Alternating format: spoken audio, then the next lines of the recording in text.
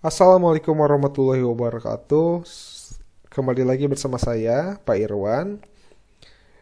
Di sini kita akan menjelaskan materi tentang penyimpangan sosial pada mata pelajaran sosiologi kelas 10. Kita lanjut aja langsung. Nah, berikut adalah peta konsep mengenai materi penyimpangan sosial. Namun yang akan kita bahas kali ini yang lebih mendalam itu tentang teori perilaku menyimpang dan sedikit pengertian perilaku menyimpang ya. Apa itu perilaku menyimpang? Nah, perilaku menyimpang itu menurut sosiolog adalah penyimpangan bukan sesuatu yang melekat pada bentuk perilaku tertentu, melainkan diberi ciri penyimpangan melalui definisi sosial. Nah, definisi tersebut bersumber dari kelompok masyarakat umum. Jadi perilaku tersebut didefinisikan menyimpang atau tidak tergantung dari masyarakat umum tersebut. Nah, lalu apa itu sumbernya? Sumbernya itu adalah nilai dan norma. Oleh sebab itu, maka suatu perilaku dianggap menyimpang apabila tidak sesuai dengan nilai dan norma yang berlaku di masyarakat atau yang biasa ada di masyarakat. Contoh sederhananya saja, misalkan ini ada supir bus, tapi supir busnya wanita. Nah, di Indonesia sendiri itu sudah dibiasakan atau sudah terbiasa bahwa yang namanya supir, apalagi itu supir bus, itu identik dengan pekerjaan kasar. Dan pekerjaan kasar itu selalu dilakukan oleh seorang pria. Namun, berbeda keadaannya oleh Ibu Niluh Putuh Eliani ini. Dia menjadi supir bus walaupun pekerjaan kasar, dianggap pekerjaan kasar, namun seorang wanita pun bisa menjadi supir bus.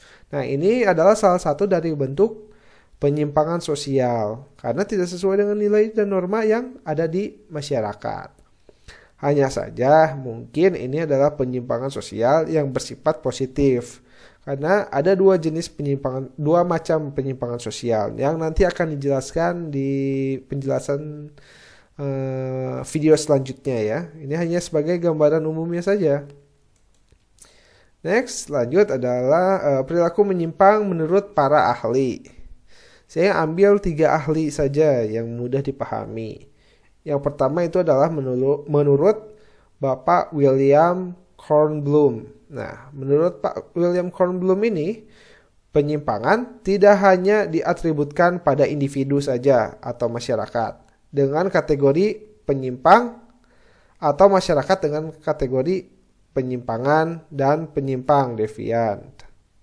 Namun, dapat dijumpai pula apa yang disebut dengan institusi menyimpang atau deviant institution. Jadi tidak hanya masyarakat saja yang bisa berperilaku menyimpang kata William Kornblum, tapi bisa juga sebuah institusi ini justru menyimpang gitu. Yang kedua itu adalah menurut James W. van der Zenden. Nah, menurut James W. van der Zenden, perilaku menyimpang merupakan tindakan yang dianggap sebagai hal yang tercela di luar batas toleransi. Nah, jadi menurut van der Zenden, ini kata kuncinya ya. Perilaku yang di luar batas toleransi itu dianggap sebagai perilaku menyimpang. Misalkan saja yang namanya Rizky itu adalah seorang musisi yang senang main gitar. Kalau main gitar itu tidak tercela ya, tapi dia main gitarnya ternyata sampai malam hari. Kalau misalkan main gitarnya sampai malam hari itu hanya pada malam minggu saja, mungkin itu masih ditoleransi oleh masyarakat. Karena itu hanya malam minggu saja. Tapi bagaimana kalau ceritanya setiap malam dia main gitar sampai jam 3 malam mungkin. Sehingga mengganggu sebagian besar masyarakat. Nah, maka itu masyarakat sudah tidak bisa lagi mentoleransi. Nah, itu sudah keluar dari batas toleransi masyarakat. Sehingga perilaku si Rizky ini bisa disebut sebagai penyimpangan sosial menurut van der Zenden. Nah, selanjutnya itu adalah menurut Robert M.Z. Lawang. Nah, kalau Robert M.Z. Lawang ini, dia melengkapi apa yang disampaikan oleh van der Zenden. disebutkan bahwa penyimpangan merupakan semua tindakan yang tidak sesuai dengan norma. Nah, kalau bahasa Van der Zenden kan tercela di luar batas toleransi. Nah, kalau bahasanya MZ Lawang ini semua tindakan yang tidak sesuai dengan norma yang berlaku dalam masyarakat. Nah, perilaku tersebut menimbulkan usaha pihak berwenang untuk memperbaiki perilaku yang menyimpang tersebut. Nah, dilengkapi lagi nih kalau sama Lawang nih. Jadi tidak hanya sebatas dia tuh melanggar norma aja, tapi ada usaha dari pihak yang berwenang untuk memperbaiki perilaku tersebut. Misalkan kalau tadi kasusnya si Rizky yang tiap hari main gitar sampai jam 3 malam sehingga mengganggu masyarakat, sehingga ada pihak berwenang yang menceramahi atau menindaklanjuti si Rizky ini. Misalkan dilaporkanlah ke Pak RT atau Pak RW-nya, dan Pak RW atau Pak RT menasehati Rizky untuk tidak lagi main gitar sampai jam 3 malam setiap hari, kecuali malam minggu. Nah, itu artinya sesuai dengan yang pengertiannya Robert MZ Lawang. Jadi perilakunya Rizky yang main gitar tiap malam sampai jam 3 itu sudah di luar norma, karena malam tuh waktunya istirahat ya untuk masyarakat, dan ditindaklanjuti, ada usaha pihak berwenang untuk memperbaiki perilaku menyimpang tersebut. Nah, kita lanjut ke teori perilaku menyimpang. Nah, ini yang akan kita bahas habis-habisan untuk di video kali ini. Yang pertama itu adalah teori perilaku menyimpang menurut Bapak Edwin H. Sutherland. Ya, H di sini bukan Haji ya, tapi entahlah, saya juga kurang tahu. Tapi namanya emang Edwin H. Sutherland. Dia mengungkapkan teori yang disebut dengan teori pergaulan berbeda atau differential association. Apa differential association tuh? Ya kayak gini lah, misalkan contoh ya. Jangan mau pacaran sama orang yang suka pakai narkoba, badan sendiri aja dirusak apalagi kamu. Lah, terus apa hubungannya dengan teori pergaulan berbeda? Atau gambar ini nih, ada anak-anak SMA yang lompat pagar. Apa hubungannya dengan gambar ini dengan teorinya Bapak Edwin Haji Sutherland ini? Nah, jadi dikatakan, kata Edwin H. Sutherland, penyimpangan itu bersumber pada pergaulan dengan orang yang berperilaku menyimpang. Nah, penyimpangan dipelajari melalui proses alih budaya. Seseorang mempelajari sesuatu budaya menyimpang. Nah, artinya apa? Artinya adalah seorang tuh nggak akan berperilaku menyimpang kalau dia tidak bergaul dengan orang yang berperilaku menyimpang. Nah, jadi kayak inilah. Kalau kamu pacaran, nah ini contohnya. Kalau ketika Anda menjadi pemakai narkoba, itu karena Anda bergaul dengan seorang pecandu narkoba, itu misalkan. Atau misalkan gini, kalau ketika Anda pacaran dengan orang yang sering mabuk-mabukan, atau yang sering pakai narkoba, maka Anda tuh secara tidak langsung belajar gitu, atau secara sedikit demi sedikit akan terpengaruh oleh pengaruh buruk dari pasangan Anda. Itu kalau misalkan kasusnya pacaran ya, apalagi kalau kasusnya teman sepermainan gitu. Makanya jangan heran banyak orang-orang atau anak-anak SMA ketika bergaul dengan orang-orang yang tidak tepat, maka dia akan ikut nakal. Nah, karena ini teorinya Haji Sutherland ini sangat relevan gitu. Orang nih kalau misalkan berperilaku menyimpang, itu karena dia tuh bergaul dengan orang yang berperilaku menyimpang juga. Seperti itu. Yang kedua itu adalah teori labeling atau pemberian julukan dari Bapak Edwin M. Lemert. Apa itu teori labeling? Nah, inilah contohnya ya. Kepala disebut maling sama warga, ya udah jadi maling aja sekalian. Tapi nggak sesederhana itu ya. Nah, seorang menjadi penyimpang atau devian karena proses labelisasi oleh masyarakat. terhadap orang tersebut. Nah, proses ini bisa membuat seseorang yang tadinya tidak memiliki kebiasaan menyimpang menjadi terbiasa karena sudah dilabeli sebagai seorang penyimpang. Nah, misalkan kembali lagi sama si Rizky lah. Si Rizky ini ternyata waktu ulangan pernah ketahuan nyontek oleh salah satu guru. Nah, ketika si Rizky nyontek oleh salah satu guru, Rizky dimarahi. Setelah dimarahi ya sudah gitu. Akhirnya Rizky berjanji pada dirinya sendiri bahwa dia akan rajin dan gak bakal nyontek lagi. Tapi guru tersebut malah sudah mencap buruk atau telah memberi label tertentu sama si Rizky bahwa si Rizky ini tukang nyontek. Nah, lalu guru ini ya curhat lah sama teman-teman yang lainnya. Rizky ini nyontek waktu ulangan saya. Rizky ini dapat nilai 100-nya karena nyontek. Jadi saya nggak percaya lagi sama Rizky. Nah, menyebar saja tuh label itu atau julukan-julukan Rizky tukang nyontek tuh menyebar. Sehingga apa? Ketika ulangan, Rizky itu yang benar-benar menghafal gitu, yang benar-benar belajar untuk mendapatkan nilai bagus ketika ulangan dia dapat 70, hasil murni dirinya sendiri. Ketika dikumpulkan, akhirnya guru tersebut gak percaya karena tadi ya sudah diberi julukan Rizky tukang contek.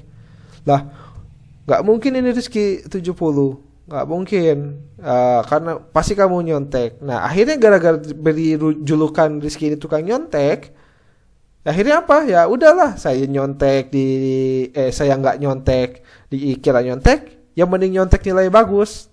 Karena mau nyontek atau nggak nyontek, saya tetap atau Rizky tetap dikira nyontek gitu, dikira tidak jujur. Nah, itu yang dimaksud dengan teori labeling. Sehingga hati-hati nih buat kalian anak-anak SMA yang lagi belajar, khususnya anak-anak sosial ya. Jangan pernah kalian menyematkan julukan-julukan yang tidak baik ke teman kalian. Karena betul lah yang namanya julukan ini ternyata sedikitnya itu adalah doa. Ketika kalian memberikan julukan yang tidak baik kepada teman kalian, maka perilaku tidak baik itu bisa dilakukan oleh teman kalian gara-gara julukan itu. Seperti itu. Next, yang selanjutnya itu adalah Edwin M. Lamartine membagi penyimpangan menjadi dua. Yang pertama itu adalah penyimpangan primer. Nah, penyimpangan primer itu adalah penyimpangan sosial yang bersifat temporer atau sementara, tidak terulang dan dapat ditoleransi oleh masyarakat. Nah, biasanya hanya menguasai sebagian kecil kehidupan seseorang. Nah, misalkan kayak ginilah. Contoh, siswa tidak mengenakan seragam lengkap saat upacara. Nah, atau siswa tidak mengenakan seragam lengkap saat Zoom meeting. Nah, itu adalah penyimpangan primer. Karena apa? Inilah kata kuncinya tuh ini aja di sini. Perilaku tersebut dapat ditoleransi atau tidak gitu. Dapat ditoleransi atau tidak. Ketika perilaku tersebut dapat ditoleransi, maka itu penyimpangan primer. Kayak contoh ini, tidak menggunakan seragam lengkap, ya tidak ada. Ini penyimpangan, tapi masih bisa ditoleransi oleh masyarakat sehingga hukumannya cuma di-strap aja. Ataupun kalian Zoom meeting tidak mengenakan seragam lengkap. Nah, itu penyimpangan juga karena aturannya harus menggunakan seragam. Nah, tapi masih dapat ditoleransi. Nah, yang kedua itu adalah penyimpangan sekunder. Nah, apa penyimpangan sekunder? Nah, penyimpangan sekunder adalah penyimpangan yang dilakukan berulang-ulang, terus-menerus dan tidak dapat ditoleransi masyarakat. Nah, ini ya kata kuncinya nih satu aja nih. Maaf nih, maksudnya sama ini ya, tidak dapat ditoleransi oleh masyarakat. Kalau primer itu bisa ditoleransi, kalau sekunder itu tidak dapat ditoleransi oleh masyarakat. Sehingga masyarakat memberikan label negatif pada orang tersebut. Misalkan, orang nih, geng motor sama geng motor saling bacok. Nah, maka udah jelas pembacokan itu adalah melanggar hukum, itu merupakan penyimpangan, sehingga orang yang ngebacok tuh pasti dilabeli sebagai seorang kriminal, kan seperti itu. Ataupun ini anak-anak yang masih pelajar tapi sudah pesta minuman keras, karena belum saatnya. Lagi pula ketika kalian dewasa pun minuman keras tetap tidak baik untuk kesehatan kalian, karena itu bisa merusak sel-sel otak kalian. Jadi hanya orang yang kurang cerdas yang meminum minuman keras, apalagi oplosan minuman kerasnya, seperti itu. Selanjutnya itu adalah teori perilaku menyimpang menurut Bapak Robert K. Merton. Nah, Bapak Robert K. Merton ini teorinya itu adalah menggunakan pendekatan struktur sosial. Disebutkan bahwa struktur sosial ini tidak hanya menghasilkan perilaku konformitas, atau ya ini kemarin sudah ya konformitas ya. Nah, jadi struktur sosial tidak hanya menghasilkan perilaku konformitas, tapi juga perilaku yang menyimpang. Jadi mengingatkan konformitas itu adalah perilaku yang sesuai dengan nilai dan norma. Sedangkan perilaku menyimpang itu adalah perilaku yang tidak sesuai nilai dan norma. Nah, next, ada 5 cara adaptasi individu terhadap situasi tertentu atau situasi sehingga dia itu bisa tertentu sehingga dia itu bisa disebut menyimpang atau tidak, seperti itu. Nah, 5 ya. Yang pertama, konformitas, inovasi, ritualisme, retretisme, dan pemberontakan atau rebellion. Nah, sekarang kita lanjut ke tipologi adaptasi individu. Ya, karena tadi sudah dijelaskan ya, cara adaptasi itu ada 5. Nah, biar gampang kalian pause dulu videonya, terus catat dulu ini di buku kalian, sehingga kalian sambil melihat video sambil belajar juga ya. Nah, kita dilihat dari kelima cara adaptasi ini, hanya satu saja atau konformitas yang merupakan bukan perilaku menyimpang. Jadi kata Robert K. Merton, dari kelima ini cuma satu aja, yaitu konformitas yang bukan perilaku menyimpang. Karena konformitas sendiri kan diartikan sebagai perilaku yang sesuai nilai dan norma. Nah, kita akan jelaskan satu-satu. Nah, ini cara adaptasinya. Kenapa cara adaptasinya tidak menyimpang? Karena baik dari tujuan maupun caranya itu adalah sifatnya positif. Nah, kalau inovasi positif negatif, ritualisme negatif positif, retretisme negatif negatif, pemberontakan ya plus minus lah. Kita jelaskan satu-satu. Nah, yang pertama itu adalah konformitas ya. Jadi konformitas itu adalah perilaku mengikuti tujuan dan cara yang ditentukan oleh masyarakat untuk mencapai tujuan tersebut. Artinya ada kesesuaian. Tujuannya tuh adalah menjadi sukses, misalkan ya, mengikuti tujuan kesuksesan, maka cara yang melambangkannya pun sama, positif, yaitu adalah sekolah. Karena sukses atau meraih cita-cita tuh secara budaya bernilai positif ya. Siapa sih yang gak mau mencapai kesuksesan atau meraih cita-cita? Dan caranya pun adalah positif juga, yaitu dengan sekolah yang rajin, yang benar, jadi pribadi yang baik. Itu yang dimaksud dengan konformitas dari adaptasi individu terhadap kondisi tertentu. Yang kedua misalkan itu adalah inovasi. Yang kedua itu adalah inovasi. Nah, inovasi itu adalah perilaku mengikuti tujuan yang ditentukan masyarakat, tetapi memakai cara yang dilarang oleh masyarakat. Jadi tujuannya itu baik, untuk baik di mata masyarakat, tapi caranya yang salah ya. Misalkan ini itu adalah menyontek tuh pasti banyak alasannya, bukan karena kami tak bisa, tapi kami tidak ingin nilai kami jelek. Nah, tapi ya tetap yang namanya mencetek itu salah, walaupun tujuannya itu adalah positif, yaitu dapat nilai bagus. Siapa sih yang nggak mau dapat nilai bagus? Ya kan, positif kan, dapat nilai bagus. Tapi caranya itu yang cara yang melembaganya itu adalah negatif, mencontek. Itu yang disebut dengan inovasi. Selanjutnya itu adalah ritualisme.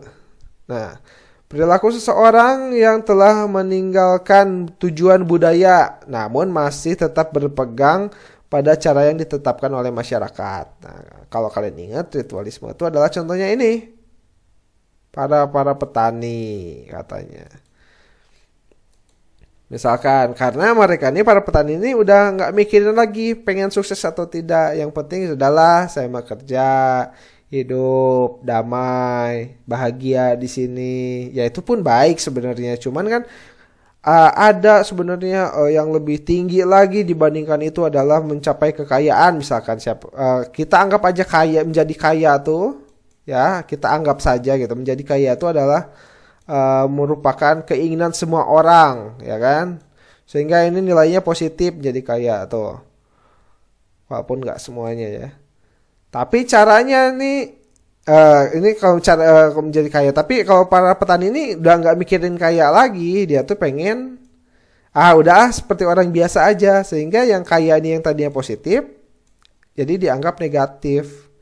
Karena para petani ini sudah meninggalkan tujuan kesuksesan. Yang penting dia bisa makan, bisa hidup aja. Kayak gitu. Tapi caranya bagus. Caranya positif. Karena apa positif? Karena petani itu walaupun meninggalkan tujuan kesuksesan, tapi mereka masih tetap bekerja. Atau kita kasih contoh lain deh, jangan petani. Misalkan adalah si Rizky lagi. Misalkan suatu saat nanti si Rizky ini bekerja di sebuah bank gitu kan. Rizky bekerja di sebuah bank. Nah, di bank itu Rizky sudah 10 tahun bekerja di sebuah bank. Ketika dia 10 tahun bekerja di sebuah bank, dia mendapatkan promosi jabatan, mau dinaikkan jabatannya menjadi ketua cabang provinsi misalkan. Di bank ABC, Rizky mau dipromosikan jabatannya, mau dinaikkan jabatan jadi ketua cabang atau manajer cabang provinsi Kalimantan Tengah di Bank ABC. Nah, tapi Rizky menolak promosi tersebut. Nah, ketika Rizky menolak tuh berarti artinya dia sudah meninggalkan tujuan kesuksesan. Dia sudah negatif gitu.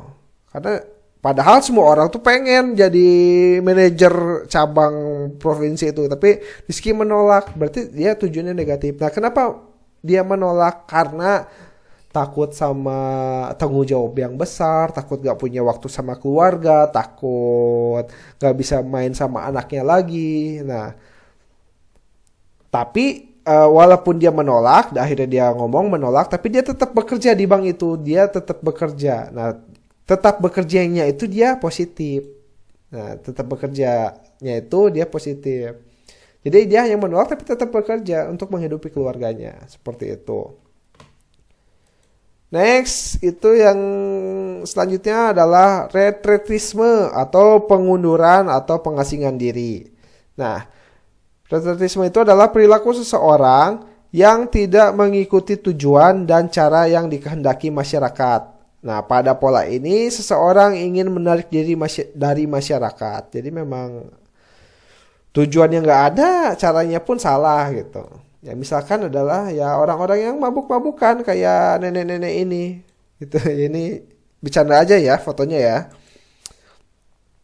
Jadi dia ini tidak mengikuti tujuan dan caranya, sehingga caranya nih negatif, misalkan minuman keras. Jadi dia sudah tidak memiliki tujuan untuk mendapatkan kesuksesan atau tujuan yang menurut masyarakat ini positif. Sehingga dia nih udahlah. Oh ini positif ya jadi negatif ya, tidak memiliki tujuan dan caranya pun negatif gitu. Ya dengan mabuk-mabukan. Atau misalkan ada temanmu yang putus cinta, gara-gara putus cinta akhirnya dia nggak mau pacaran lagi seumur hidup. Dia stres. Nah, stresnya itu dia tuh berarti udah negatif.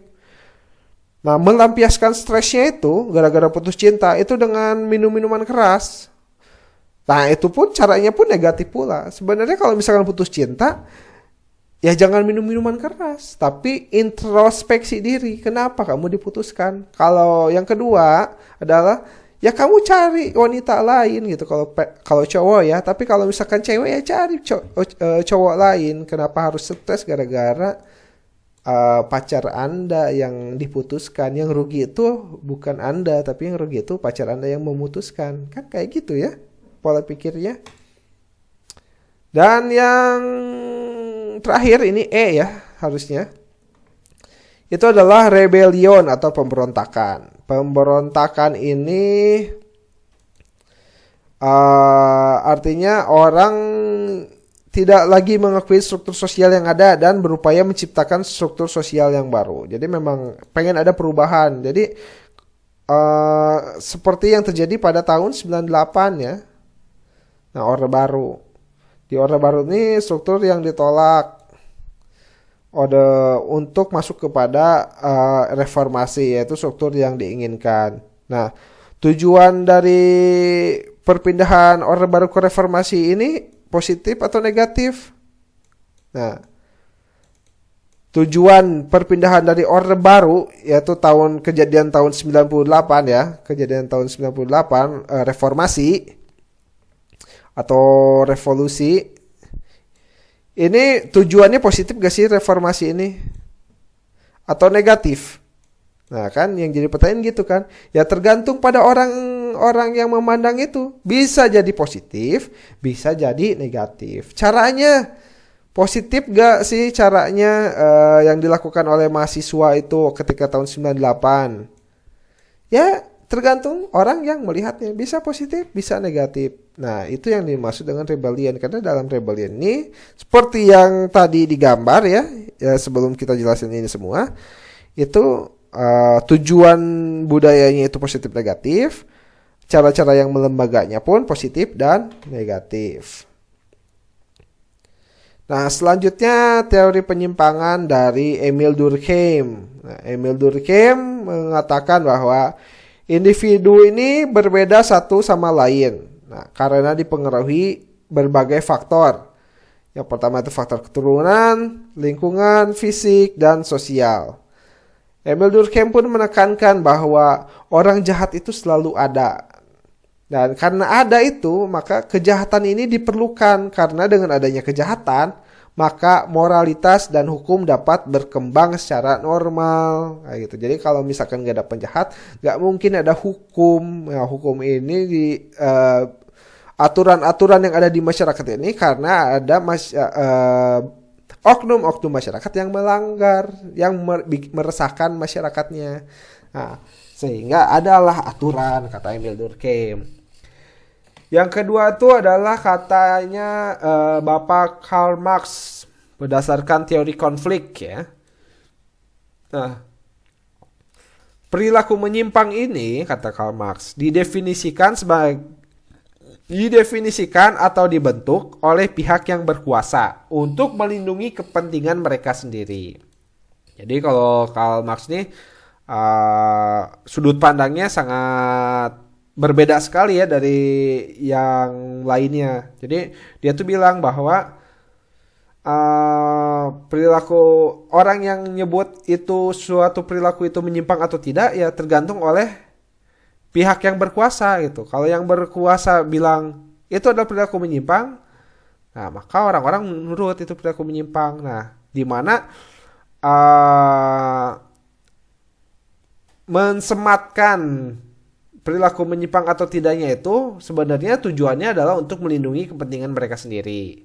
Jadi kata Karl Marx, hukum merupakan cerminan kepentingan pihak yang berkuasa dan dan pengadilan hanya menguntungkan pihak tersebut. Nah kayak gitu. Dan yang terakhir itu adalah menurut David Berry. Ini David Berry kalau menurut saya sangat relevan sekali bahkan sampai sekarang ya. Bagi kalian pun sangat relevan. Nah, penyimpangan sosial kata David Berry ini penyimpangan terjadi bukan hanya karena seseorang gagal menyesuaikan diri dengan standar nilai dan norma tertentu, tapi juga karena orang tersebut memiliki standar nilai dan norma yang berbeda dengan orang lain. Ya, jadi ini memang perbedaan antara standar yang dimiliki satu orang dengan masyarakat. Kalau misalkan menurut saya masih normal, tapi menurut masyarakat lain tidak, ya itu dia yang jadi permasalahan. Dan ini mungkin akan dibahas contohnya yang kata David Berry ini di macam-macam bentuk perilaku menyimpang di pertemuan video kita selanjutnya ya. Oke, sampai sini ada yang mau ditanyakan? Nah, kalau misalkan ada yang ditanyakan, silakan tanyakan di Google Classroom ya. Jadi semoga penjelasan saya ini tidak memuaskan rasa keingintahuan kalian, sehingga kalian bisa baca-baca lagi di referensi lainnya biar kalian tambah pintar, biar kalian tambah cerdas. Semoga ilmu yang saya sampaikan bermanfaat. Wassalamualaikum warahmatullahi wabarakatuh.